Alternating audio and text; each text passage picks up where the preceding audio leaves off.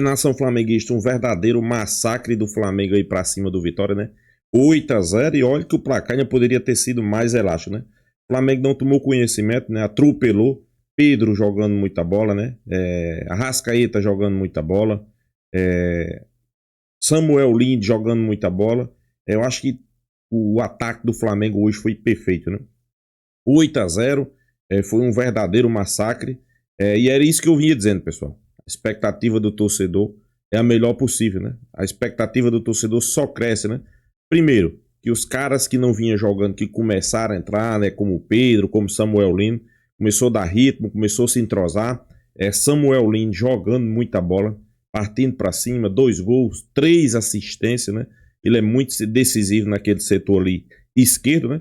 E a mídia de todo o Brasil arrancando vários elogios, revelando, né, que hoje sim o Flamengo é o time a ser batido, né? A mídia, né, os antes preocupados, porque hoje o Flamengo tem o melhor elenco, joga o melhor futebol e tem o melhor treinador. E não toma conhecimento, né? O Flamengo vai para cima, faz 8, poderia ter sido mais líder do que nunca, né? Segue o líder, né? Vamos ver o que a imprensa está falando sobre esse Flamengo, que o Flamengo é um Flamengo avassalador. Vamos ver o que eles estão falando aí, pessoal. Créditos do vídeo, ESPN Brasil, link na descrição. Vamos lá. Vitor Birner, e com a goleada, o show, o espetáculo, tem gente voltando para pagar o couvert artístico lá, que o negócio tá sério lá no Maracanã. 8-0, o Flamengo emplacou uma goleada simplesmente espetacular num jogo do mais altíssimo nível. Mas é o Vitória que tá brigando para não cair, o que a gente já vem falando aqui faz tempo, falamos isso sobre o Palmeiras contra o Universitário. É a forma como essas equipes encaram adversários dessa zona da tabela, desse jeito, fazendo 8 gols. Um absurdo de atuação do Samuel Lino, do Pedro, do Saul, do Arrascaeta, Bruno Henrique entrou, fez gol também, enfim. A gente vai destrinchar essa goleada histórica do Flamengo no Campeonato Brasileiro por 8-0. E, de verdade, olha, Jean, eu tô me sentindo igual ao time do Vitória. Eu tô meio perdido, não sei nem por onde começar, rapaz. Porque é tanta coisa que, enfim, boa noite, Jean. Começa por onde você quiser, porque realmente é uma loucura. Boa noite, William. Boa noite a todos. Pois é, cara, assim, acho que não tem... A gente não pode começar com um personagem ou com uma característica específica do time do Flamengo na noite de hoje. A gente tem que começar com o todo. A gente tem que começar com o placar, com o que foram os 90 minutos de atuação do Flamengo. A gente vem de um jogo em que a gente elogiou demais o Flamengo pela concentração, por não ter permitido ao Internacional jogar num jogo em que ele precisava jogar, e o Flamengo, né, marcando alto, roubando bola, não deixando o Inter jogar. Era um jogo completamente diferente desse. Esse é o tipo de jogo que muitas vezes, né, os bons times, e o Flamengo incluído, tem dificuldades de pegar um time muito fechado, um time lá atrás que não dá espaço e tal. Aí você vai falar, bom, mas o Vitória entregou 2 gols no começo, errando passes, não interessa. Pressão ali do Flamengo. Porque o jogo foi 8-0. Porque o Flamengo, do primeiro ao último minuto do jogo, jogou para fazer sempre mais um gol, com a torcida pedindo mais um. E acho que também aí é o tipo de jogo para destacar o que foram esses gols. Quer dizer, foram obras de arte mesmo. A gente tem uma série de obras de arte na partida. Assim, acho que quem não viu depois vai ver os gols e vai ficar impressionado, né? Foram realmente gols muito bonitos, de jogadas trabalhadas, de exibição técnica de jogadores que a gente sabe que são muito técnicos, e até para escolher o melhor em campo, né? O Pedro com 3 gols e 1 assistência, o Samuel Lino com 3 assistências e 2 gols. É até difícil você escolher o melhor em campo, mas para mim, assim, o que talvez chame mais atenção é a fome do Flamengo no Campeonato Brasileiro, né? A gente está muito acostumado a ver times que vão para a Libertadores, jogam um mata-mata em Libertadores, e aí quando volta para o Brasileiro, volta sem a mesma pegada, sem o mesmo desejo, sem a mesma vontade. O Flamengo tem sido isso no Campeonato Brasileiro, e por isso eu repito, né? Apesar da diferença de 1 ponto perdido em relação ao Palmeiras, esse Flamengo, com esse elenco e com essa fome, é muito favorito para a conquista do título brasileiro. Pouquíssimas chances aos adversários, um time que vence seus jogos, mas alguns flamenguistas reclamavam da falta de espetáculo. Tá aí. Não só tá aí. Eu faço um desafio e eu sei que as pessoas não gostam que volte nesse assunto e eu acho que esse assunto é inoportuno diversas vezes. Onde você vai parar? Vou parar lá mesmo. Vamos lá. Eu sei que esse assunto, eu concordo que esse assunto é realmente inoportuno diversas vezes, mas hoje eu tenho que falar. Lá vem ele. Vai para 2019. Jesus. Claro, eu desafio as pessoas a me darem uma atuação no Campeonato Brasileiro do Flamengo de 2019, para mim, com alguma sobra, a melhor e mais espetacular equipe do futebol brasileiro daquele ano até hoje, melhor do que essa. Eu lembro de um jogo contra o Goiás, de uma goleada. 6-1. Mas... E teve a goleada sobre o Avaí e tudo. Aí falando de Campeonato Brasileiro, né? Porque teve aquela goleada sobre o Grêmio na Libertadores, né? E, inclusive, já gravei isso, inclusive, pro digital, fiz um vídeo, explico ali de maneira bem breve. Esse elenco é melhor do que aquele. Sim. Esse time, ele é mais regular do que aquele, quando a gente fala do jogo sem bola. Tem mais potencial do que aquele, mas não ganhou o que aquele ganhou. Pelo menos ainda. E esse técnico? Para mim, faz um trabalho assim, já falei várias vezes, quase irrepreensível. Então, hoje é um dia de parabenizar todo mundo. Eu concordo com o Jean. Tem dificuldade para destacar um jogador, porque se fosse destacar dois, seria o Samuel Lino e o Pedro. Mas não dá para não falar do Arrascaeta, não dá para falar do time inteiro do Flamengo. Saúl, Jorginho, pelo amor. Acho que a gente vai demorar para ver algum time jogar nesse nível de novo, talvez até o próprio Flamengo. Hoje é aquela atuação que você para, olha, aplaude. Quem gosta de futebol adora, quem não gosta do Flamengo sofre. Tem um cara aqui nessa mesa que ele tá falando já há algum tempo, e ele lembrou hoje na redação de novo, falou, tô avisando, quando chegar setembro, esse Flamengo, com as peças se encaixando, com o ritmo de jogo, com esses caras chegando, setembro, mas nem chegou setembro, hein, Calçado? Também é agosto ainda, hein? E a coisa já tá virando, hein? Mas tá no finalzinho, você também quer o dia certo. Você antecipou, pai. Boa noite. Cara, porque assim, tem umas coisas no futebol que elas são óbvias. O dia que o Samuel Lino estreou para hoje, e foi aqui recentemente, ele evoluiu. Evoluiu o Saúl, o Jorginho já vem há algum tempo. Então você tem um novo Flamengo, por exemplo, um meio de campo que tem. Olha esse meio de campo. Jorginho, Saúl e Arrascaeta. É de uma qualidade absurda, mas é preciso um mínimo de entendimento, né, entre eles. E isso ocorre com o tempo. Ocorre com o tempo, porque o tempo para treinamento é curto, embora o Flamengo agora, nesse momento, tenha uma semana de que tem Copa do Brasil, ele não vai jogar, e na outra depois também, aí isso facilita um pouco. Aí vem data FIFA, aí um monte de gente sai, fica difícil para evoluir como equipe, o conjunto, mas nitidamente ele está em evolução, né? E então ele tem um potencial para em setembro estar muito melhor. E quando eu falo setembro, está me referindo às datas da Libertadores.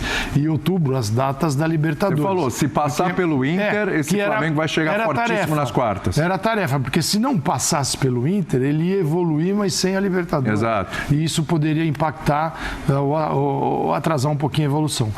Então ele tem um elenco maravilhoso. Por exemplo, o Samuel Lino fez 2 gols, né? Isso. Passe para 3, jogou 63 minutos. E ganhou uma nota absurda. Você tem um cara que ganha um 10 no jogo como hoje. São 63 minutos. Cada 12 minutos, se fosse 60 minutos, ele teria participado de um gol diretamente. O Luiz Araújo entrou no segundo tempo, né? E ele jogou muito bem. O Arrascaeta jogou muito bem. Sim, é claro que o Birner estava conversando com o Birner, né? Ele falou assim, qual foi o maior erro do Vitória? Eu falei, foi ter ido para o Rio de Janeiro, né? Porque o Vitória... fazendo piada, obviamente. É claro. Acontece o seguinte, o que muda tudo é o comportamento de uma equipe. Quando muita gente pode, nesse momento, estar falando, mas o Vitória está muito mal, o Vitória está caindo lá, está lá no fundo da tabela. Mas nós cansamos de ver partidas em que um adversário de um nível melhor, como o Flamengo, ao encarar um adversário que está jogando muito mal, acaba se enroscando naquela ruindade porque não tem o comportamento correto para uma partida contra um adversário muito menor. E o Flamengo teve o comportamento ideal. Ele ignora e ele sabe qual é o impacto de uma grande partida. O impacto de uma grande partida é um 8-0, que só vai se falar nisso, e isso lá dentro ajuda demais o desenvolvimento dos jogadores, do Flamengo como um grupo de trabalho que é muito maior do que 11 jogadores. Então, cara, é fundamental. Então, o Flamengo teve um comportamento maravilhoso E é um comportamento que precisa ser replicado em jogos mais difíceis também, que é o que vai dar ao Flamengo a condição de ganhar a Libertadores da América e também ganhar o Campeonato Brasileiro. Pessoal, eu sempre digo aqui, né? Esse desempenho que o Flamengo tá tendo aí é desempenho de campeão. Principalmente aí em Campeonato Brasileiro, né? Pra mim que o Flamengo é favoritíssimo. Claro, crescendo, jogadores chegando, Samuel Lino, Carrascal, Emerson Royal, vários jogadores que tá chegando. A tendência é cada dia se entrosar mais e, pessoal, vai ser difícil. A verdade é essa. O Flamengo é favoritíssimo no Campeonato Brasileiro, Libertadores é favorito e para ganhar desse Flamengo aí vai ter que jogar muita bola, pessoal. Mas pelo menos o Felipe Luiz pode dizer que está vendo uma recuperação de um centroavante e isso é muito importante para o Flamengo. Essa questão do Pedro, acho que assim, aí é muito claro, né?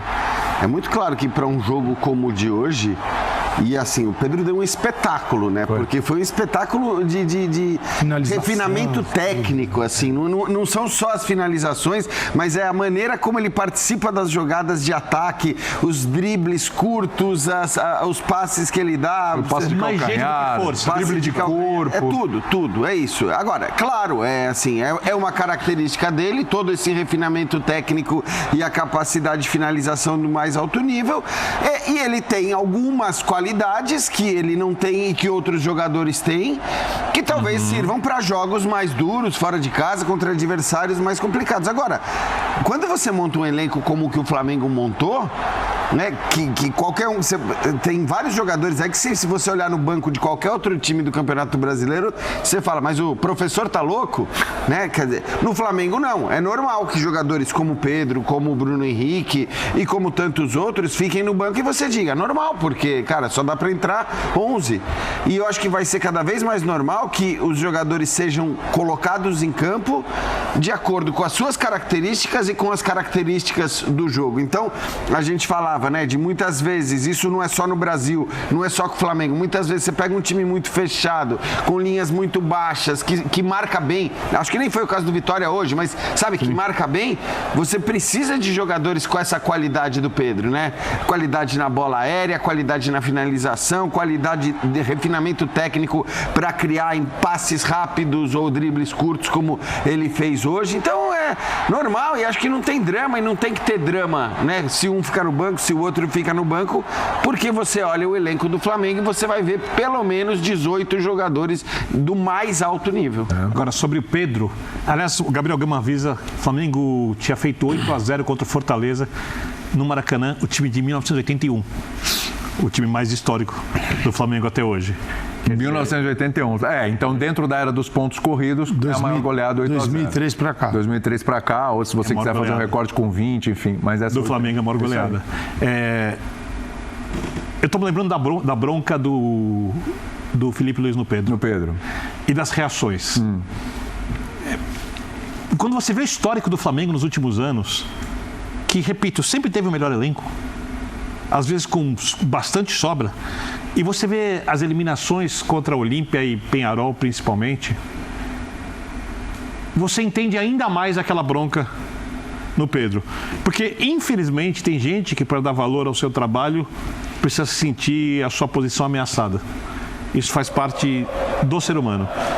Ganhando muito dinheiro e sendo do nível técnico que o Pedro tem, que o Pedro possui, porque o Pedro é, com alguma sobra, o melhor centroavante, no mínimo em atividade na América do Sul, tecnicamente falando, tudo que o Pedro precisa é um comportamento dos outros jogadores, um comportamento que é o que o Felipe Luiz exige. E quando ele foi falar aquilo, talvez pudesse ter feito de um outro jeito, o tom, as críticas, muita coisa já havia sido dita antes, e até por capitão do clube, do time, ele havia sido cobrado.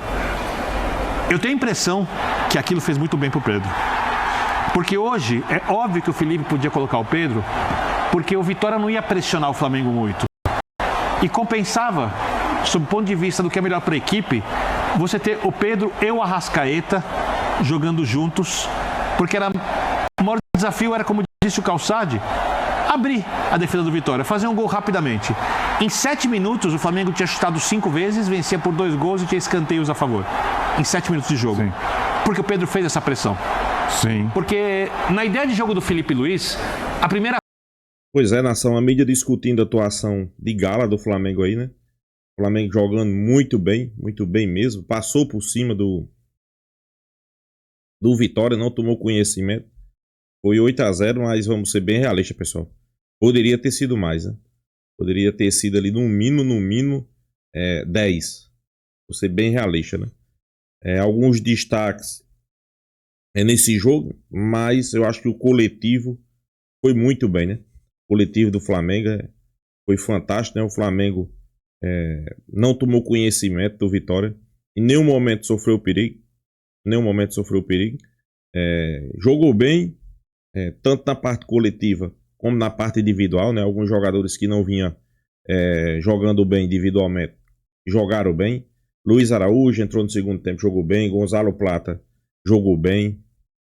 Pedro jogou bem. Samuel Lino muito bem, né? Então, eu acho que o Flamengo mandou um recado aí para os seus adversários, né? Para vencer o Mengão e jogar o que o Flamengo tá jogando aí, pessoal, vai ter que jogar muita bola. Para vencer o Flamengo do jeito que o Flamengo tá jogando, vai ter que jogar muita bola, né? Isso aí foi o recado que o Flamengo deu. A mídia, claro, fica impressionada, né? Impressionada pelo futebol apresentado pelo Flamengo. Pedro, pessoal, destruiu. Pedro fez 3 golaços. E olha que ele poderia ter feito mais, né? Eu acho que Pedro nesse jogo aí, no mínimo, poderia ter feito 5, né? 5 gols. Samuel Lino, além de ter feito 2 gols, deu 3 assistências, né? Samuel Lino é aquele cara que é rápido. É aquele cara que tem visão de jogo. É aquele cara que, quando você menos espera, ele vai achar ali os seus companheiros ali próximo do gol. Então, sem sombra de dúvida, é um cara que eu acho que vai ser importantíssimo para esse Flamengo, né? É um cara ali que a gente sabe que tem tudo, né? Tem tudo para, como é que a gente possa dizer, ser feliz com a camisa do Mengão. Isso aí é uma realidade, né? E a gente espera que continue desse jeito, né? Flamengo jogando bem, né? Samuel Lino jogando bem, Saúl e Jorginho e Arrascaeta dominando o meio campo. A defesa é uma defesa que dificilmente você vai ver a defesa do Flamengo dar espaço, é uma defesa que não sofre gol. A verdade é essa, foi 8 e o Flamengo não sofreu gol. Jogadores que entraram no segundo tempo mantiveram o mesmo ritmo, né? Bruno Henrique, inclusive, fazendo o gol de pênalti. Então, pessoal, comemorar. O Flamengo está no caminho certo, né? Infelizmente, tem a parte boa e a parte ruim. Infelizmente, não vai ter aí a Copa do Brasil no meio de semana, mas jogadores vão descansar. No domingo tem um jogo importantíssimo, né? Contra o Grêmio. Flamengo abrindo ali vantagem na liderança. Ainda tem um jogo a menos, né? Acho que isso aí é importante a gente dizer. O Flamengo tem um jogo a menos. Mas eu acho que o Flamengo está no caminho certo. Eu acho que quando chegar ali a fase decisiva de Libertadores, o Flamengo vai estar jogando o fino da bola, né? Principalmente o meio campo do Flamengo. Pessoal, quando bota a defesa do Flamengo e o meio campo, por exemplo, Léo Ortiz, Léo Pereira, Jorginho, Saúl, Arrascaeta e os 2 laterais. Jogando muita bola, né? Mais uma boa atuação de Varela, né? Alexandro saiu lesionado, né? Vamos depois saber a que grau foi essa lesão dele aí, né? Eu acho que foi até na panturrilha. Eu acho que não foi nada demais, né? Ele saiu antes ali para não afetar mais ainda, não prejudicar mais ainda. Mas é isso, pessoal. Flamengo ali mostrando a sua qualidade, né? Deixando os rivais preocupados, né? Porque o futebol apresentado pelo Flamengo tá deixando os rivais preocupados, pessoal. Se o Flamengo começar a jogar, começar não, se manter o mesmo ritmo que vem mantendo esses outros jogos aí, tem que muitas vezes, não, mas o Vitória não presta, o Vitória... mas teve time aí que pegou o Vitória e se complicou, né? Quase que não ganha, foi preciso o juiz dar um pênalti. Flamengo não. Flamengo não tomou conhecimento e passou por cima. Isso aí é um fato. Vamos esperar que continue do mesmo jeito, com o pé no chão, com calma. Não tem pra que desespero. A gente espera aí que o Flamengo faça mais grandes jogos. e que venha assumir de vez ali, colocar alguns pontos de vantagem nessa liderança, né? Então é isso, pessoal. Deixa a sua opinião, se inscreva aí no canal Mengão Malvadão e até a próxima, pessoal.